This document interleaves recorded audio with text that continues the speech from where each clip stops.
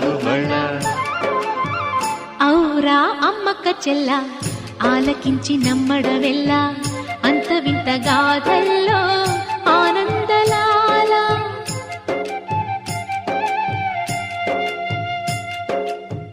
బాపురే బ్రహ్మకు చెల్ల